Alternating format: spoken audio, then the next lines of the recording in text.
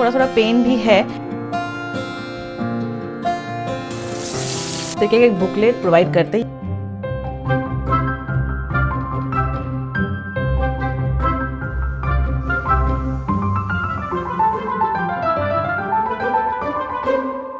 Hi everyone, welcome to the channel. Hope you all are doing great. So अभी just baby सोकर उठा है। Morning में जब बेबी सोता है तब ब्रेकफास्ट वगैरह सब मैं काम निपटा लेती हूँ। आजकल मेरी लाइफ पूरी बेबी के इर्द गिर्द ही घूमती है and we are loving this phase. ये पल बीत जाए उससे पहले हम इसे बहुत अच्छे से जी रहे हैं। हर एक चीज़ का व्लॉग करना पॉसिबल नहीं होता है एंड मैं बिलीव करती हूँ कुछ पल बस खुद के लिए होता है, लेकिन एट द सेम टाइम मैं कोशिश करती हूँ अपने लाइफ एक्सपीरियंस से आप लोगों को हेल्प करने का। हर चीज़ वेट कर सकता है लेकिन मेरा बेबी वेट नहीं करेगा। वो धीरे धीरे इतना जल्दी बड़ा हो जा रहा है कि वक्त का पता ही नहीं चल रहा है और दिल से सिर्फ यही निकल रहा है कि ए वक्त रुक जा जरा। कल बेबी का वैक्सीनेशन था। इस बार हमने गवर्नमेंट से लगवाया है। लास्ट टाइम भी गवर्नमेंट से लगवाया था बट उस चीज़ का मैंने व्लॉग नहीं बनाया था बिकॉज बेबी कैसे रिएक्ट करेगा, क्या होगा, मुझे कोई आइडिया नहीं था एंड बेबी को पेन हुआ था और उस टाइम पे I was not that mood कि मैं व्लॉग बनाऊं, इसीलिए मैंने लास्ट टाइम व्लॉग नहीं बनाया था। इस बार भी मैंने एक छोटा सा क्लिप ही लिया है, ज़्यादा कुछ नहीं व्लॉग किया है। सो हम पास के गाँव में ही एक स्कूल है, वहाँ आंगनवाड़ी से कुछ लेडीज आती हैं। हमारे यहाँ पे तो मंथ के सेकेंड मंडे में देते हैं। ऐसे हर एक जगह पे कोई ना कोई एक डेट रहता है जिस डेट में वो लोग देते हैं, मतलब वीक के या मंथ के। लकीली हमारा जो डेट था वो मैच कर गया तो हम सुबह सुबह 9:30 बजे पहुंच गए थे एंड हम सेकेंड नंबर पे थे एंड हमारे पहले एक ही कपल था। वैक्सीन सारे सेम हैं, जो फर्स्ट मंथ में था वही सेकेंड मंथ में था और अभी थर्ड मंथ में भी वही सेम वैक्सीन थे। बट फर्स्ट मंथ में जब प्राइवेट से दिया था तो उसका कॉस्ट कितना बैठा था आपको पता ही है। सो इस बार और लास्ट टाइम मेरा फ्री ऑफ कॉस्ट हो गया। सो बेबी का भी फेवरेट टाइम है टमी टाइम। लास्ट वीडियो में ये ब्लैक एंड व्हाइट कार्ड्स आप लोगों से शेयर किया था मैंने, इसका लिंक मैं डिस्क्रिप्शन बॉक्स में दे दूंगी। कल पूरा दिन मेरे बच्चे को बहुत तकलीफ हुई, इतना ज़्यादा पेन हुआ था ना, मतलब क्या ही मैं बोलूँ, पैर अभी भी सूजे हुए हैं। तो बर्फ़ का सेक देने के लिए बोलते हैं। लास्ट टाइम भी जब हमने इसको टीका दिया था तभी भी बर्फ़ का सेक देने के लिए कहा था, इस बार भी। तो मैं ना सेक देने के लिए इस तरीके का जो आइस जेल पैक होता है ना वो यूज़ करती हूँ। नहीं तो बर्फ़ अगर करते हैं ना तो फिर पानी गिरता रहता है तो वो थोड़ा मेसी हो जाता है। तो इसीलिए मुझे लगता है ना ये थोड़ा सही है क्योंकि मेसी नहीं होगा। लेकिन ये बहुत ज़्यादा ठंडा है तो इतना ज़्यादा ठंडा भी मैं बेबी को नहीं दे सकती हूँ। तो मैं क्या करती हूँ ना, इस तरीके का जो उसके स्वेडल है ना उसमें इसको मैं अच्छे से रैप कर लेती हूँ एंड फिर उसको सेक देती हूँ। इससे थोड़ा सा ठंडा कम लगता है लेकिन जितना चाहिए उतना इसको मिल जाता है ना बेबी। आज वो थोड़ा सा बेटर है कल से, मतलब कल पहला दिन तो बहुत ज़्यादा पेन रहता है लेकिन रात को नींद इसकी अच्छी आई एंड अभी सुबह को थोड़ा सा हल्का हल्का सा सूजन है एंड थोड़ा थोड़ा पेन भी है लेकिन कल से थोड़ा बेटर है। तो अभी इसको सेक देंगे, आज का दिन भी पूरा सेक देना है और अगर सूजन नहीं कमी तो फिर कल भी मैं दूंगी। तो बस अभी सेक ही दे रहे हैं। कल तो बहुत रो रहा था, जब सेक दे रही थी तब भी रो रहा था, मतलब उसको कल एकदम कंफर्ट नहीं मिला। अच्छा लग रहा है आपको अभी? अच्छा लग रहा है? सोनू मुस्कुरा रहा है। कोई नहीं बाबू, कल तक एकदम ठीक हो जाएगा। कल तो ये पैर ही नहीं हिला पा रहा था, आज फिर भी थोड़ा सा पैर हिला पा रहा है एंड बुखार भी आया था, 100.2 बुखार था कल। तो ये कॉमन है। बहुत ज़्यादा तकलीफ़ में देख के ना बहुत बुरा लगता है, मतलब हम कुछ कर नहीं सकते हैं लेकिन ना लगता है ना कि कुछ ऐसा कर दे जिससे इसको थोड़ा सा कंफर्ट मिल जाए ना तो फिर दिल को थोड़ा चैन बैठ जाए, बट कुछ नहीं कर सकते हैं।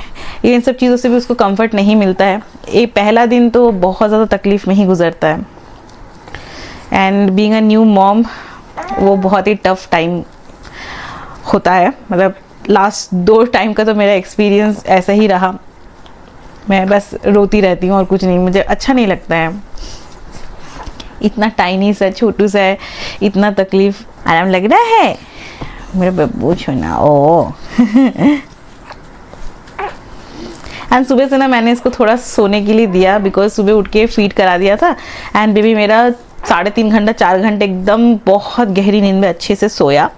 अब इसलिए बहुत ज़्यादा फ्रेश लग रहा है। कल एकदम नहीं सो पाया था ना तो मैंने आज सोचा कि थोड़ा छोड़ देते हैं है ना। अच्छे से नींद पूरी हो गई। चलो अभी देखो कितना फ्रेश लग रहा है, हंस रहा है। मेरा बच्चा एकदम वापस पहले जैसे हो गया है। कल तो एकदम पूरा सूख गया था। चलो ये हो गया है, अभी आपकी मेडिसिन टाइम।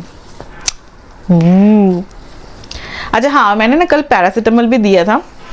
पैरासीटामोल मैंने इसको दिन में 24 आवर्स में 4 टाइम्स दिया है, जैसे कि ना रिकमेंडेड है 6 आवर्स और 8 आवर्स के गैप में आप पैरासीटामोल दे सकते हैं, तो मैंने वही दिया था। एंड क्योंकि इसमें ज़्यादा पेन होता है तो लाते ही वक्त मैंने इसको पेन किलर दे दिया था पैरासीटामोल का, एंड फिर उसको मैंने कंटिन्यू किया पूरे दिन में 4 बार मैंने इसको दिया था। आज मैं नहीं दूंगी, आज मैं देखूंगी अगर उसको पेन नहीं हो रहा है तो बेफालतू का मैं पैरासीटामोल नहीं देना चाहूँगी। अभी मेडिसिन जो मैं बोल रही थी वो है विटामिन डी, जो कि ना आपको 1 साल के बच्चे तक को एवरीडे देना ही है बिना भूले, तो वही मैं उसको दूंगी जो जब से बॉर्न हुआ है तब से वो ले रहा है, वही वाला। एंड मैं क्या क्या मेडिसिन यूज़ कर रही हूँ वो भी मैं आप लोगों से शेयर कर दूंगी, बिकॉज बहुत टाइम पे क्या होता है ना, छोटी मोटी चीज़ों के लिए आप डॉक्टर के पास विजिट नहीं कर सकते, तो छोटी मोटी जो चीज़ों के लिए मैं क्या क्या दवाई, इसके लिए मैंने सब कुछ स्टॉक करके रखा है, वो शेयर कर दूंगी आप लोगों के साथ। सो पैरासीटामोल में मैं ये दे रही हूँ बेबी को, ये 0.5 ml करके आपको एक एक डोज देना है। एंड जैसे कि मैंने बताया 6 आवर्स के गैप में आपको बेबी को देना पड़ता है। एंड इसका जो क्वांटिटी है वो 0.5 ml आप बेबी को दे सकते हो। एंड दिन में 24 आवर्स में 4 टाइम्स ये आप मैक्सिमम दे सकते हैं, उससे ज़्यादा रिकमेंडेड नहीं है। एंड विटामिन डी मैं ये दे रही हूँ, ये मैंने आप लोगों से ऑलरेडी शेयर किया था हॉस्पिटल में रहते वक्त ही। ये जब से ये बॉर्न हुआ है तब से ही दे रहे हैं, हॉस्पिटल से ही रिकमेंड किया था, तो इसको ही मैं कंटिन्यू कर रही हूँ।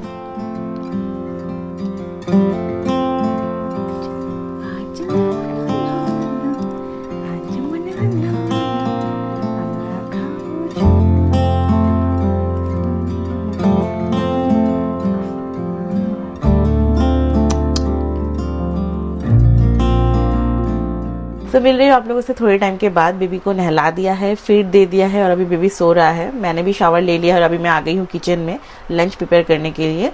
सो अभी कैसा है ना, बेबी ज़्यादातर टाइम सोता ही रहता है, नहीं ये उनके डेवलपमेंट का ही हिस्सा होता है, अच्छा भी होता है। बेबी जितना ज़्यादा सोएगा इस टाइम पे वो उसके लिए बहुत ही अच्छा है, उसके डेवलपमेंट के लिए।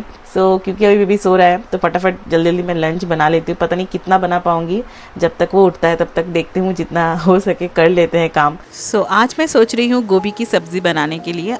अच्छा गोभी मिल रहा था तो सत्य लेकर आए हैं।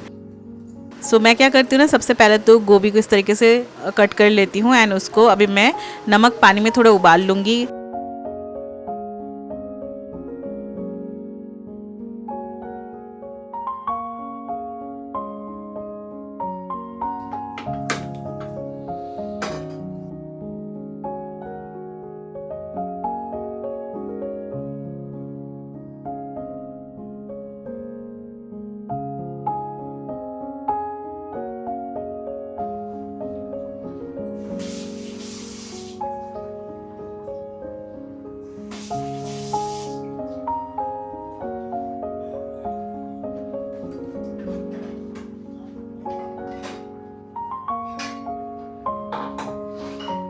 सो यहाँ पे मैंने हाफ बॉयल कर लिया है, फुल बॉयल नहीं करना नहीं तो टूट जाएंगे। और अभी कढ़ाई में मैंने थोड़ा सा ऑयल लिया है, उसमें मैंने नमक और हल्दी ऐड किया है। उसके बाद इसमें मैं आलू को इस तरीके से फ्राई कर रही हूँ। नमक हल्दी मैंने पहले इसलिए ऐड किया ना, उससे पनीर हो या आलू हो वो कढ़ाई में ना लगते नहीं हैं।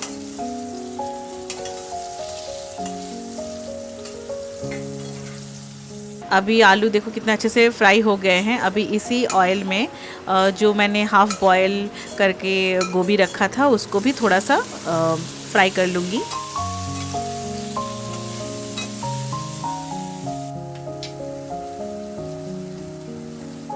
अब बचे हुए तेल में ऐड कर रही हूँ 5 फोड़न, सूखी लाल मिर्च और प्याज टमाटर मिर्ची का एक पेस्ट बनाया था उसको ऐड कर दिया है। इसको अच्छे से अभी भून लेंगे।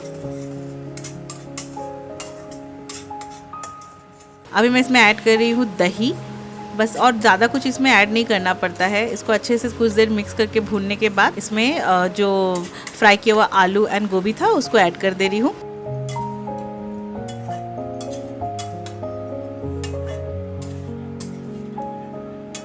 एंड थोड़ा सा पानी ऐड करेंगे, इसको बॉईल पे चढ़ा देंगे। बहुत ईजी है, उतारने से पहले थोड़ा सा घी इसमें डाल देंगे, दैट्स इट।